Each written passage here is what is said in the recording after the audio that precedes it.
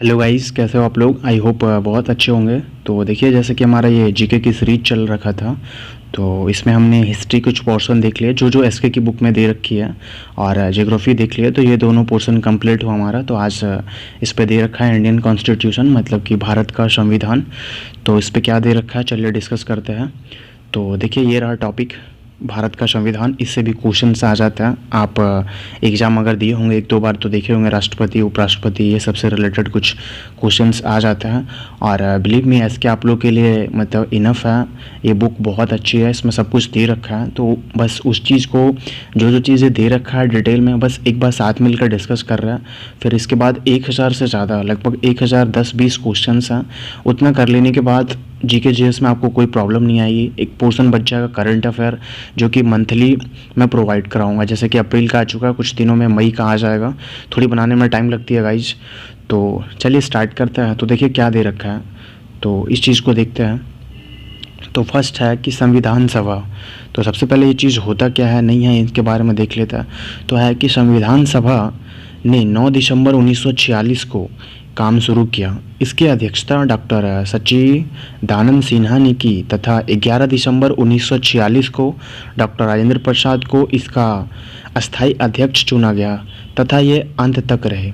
संविधान सभा की ड्राफ्टिंग समिति के अध्यक्ष डॉक्टर भीमराव अंबेडकर थे। भारतीय संविधान में 395 अनुच्छेद तथा प्रारंभ में 8 अनुसूचियाँ थी, अब 12 हो गई है। संविधान 26 नवंबर 1949 को तैयार हुआ तथा इसकी प्रस्तावना पंडित जवाहरलाल नेहरू ने लिखी। हम भारत के लोग। भारतीय संविधान 26 जनवरी 1950 को लागू हुई। तो देखिए, यहाँ से इतना दे रखा है इसके बारे में।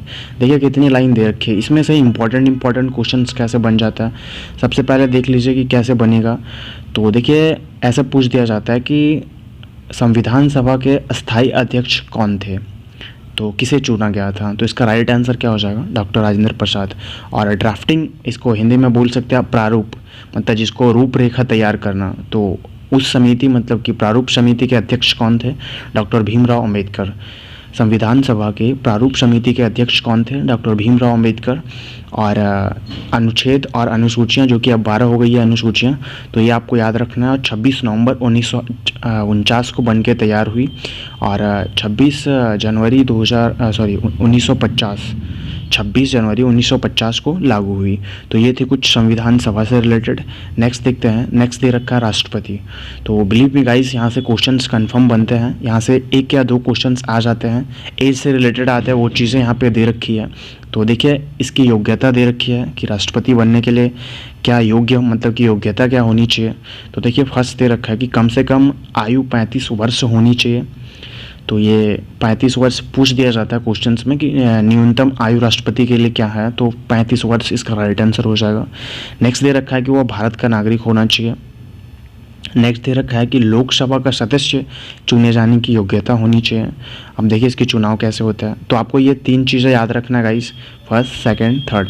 ये 3 में से तीनों क्वेश्चंस आ जाते हैं, मतलब ऐसे ऑप्शन में दे रखे होते हैं कि योग्यता के बारे में। नहीं तो क्वेश्चंस ये तो कंफर्म आप सुने होंगे राष्ट्रपति और उपराष्ट्रपति के लिए कि मैक्सिमम मिनिमम एज ही पूछा जाता है कि कितने वर्ष होने चाहिए। तो राष्ट्रपति के लिए 35 वर्ष।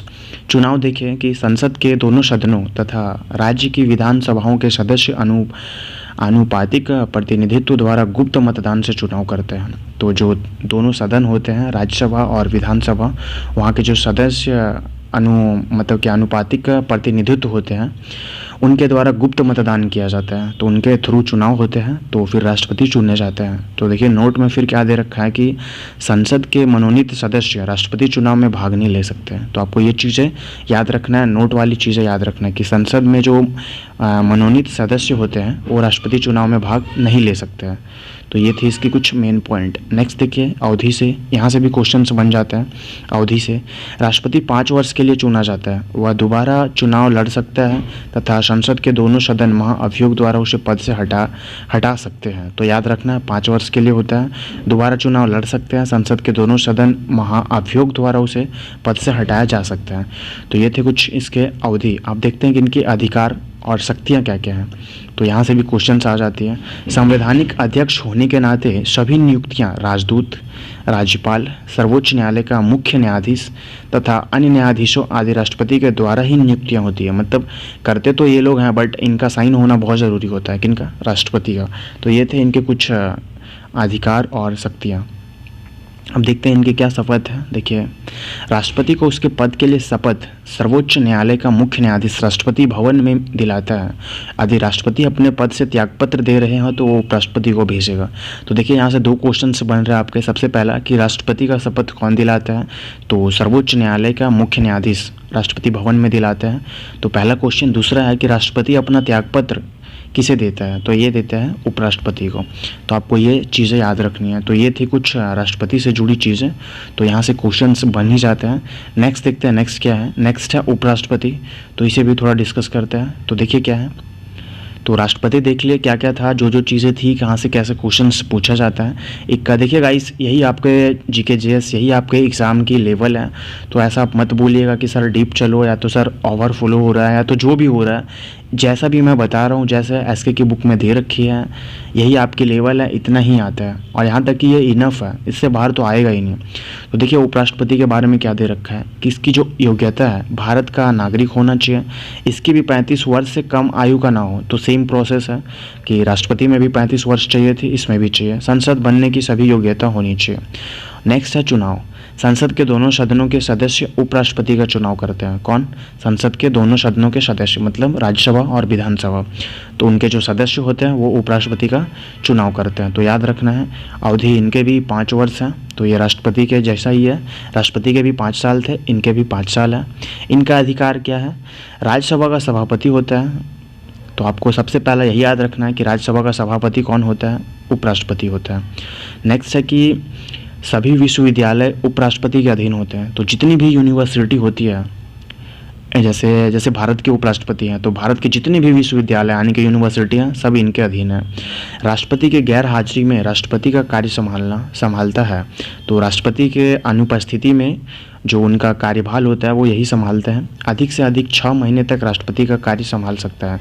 तो मैक्सिमम अगर राष्ट्रपति का मैक्सिमम जो कार्यभार ये संभाल सकता है 6 मंथ, उससे ज़्यादा ये नहीं संभाल सकते हैं। तो ये थे उपराष्ट्रपति के। और देखते हैं इनके बारे में क्या क्या दे रखा है। बस इतना ही दे रखा था उपराष्ट्रपति के बारे में गाइस। अब नेक्स्ट दे रखा है कुछ मंत्रिमंडल। तो इनको भी देख लेते हैं क्या है मंत्रिमंडल। तो राष्ट्रपति उपराष्ट्रपति से क्वेश्चंस आ जाते हैं गाइस, तो मंत्रिमंडल को भी डिस्कस कर लेते हैं थोड़ा।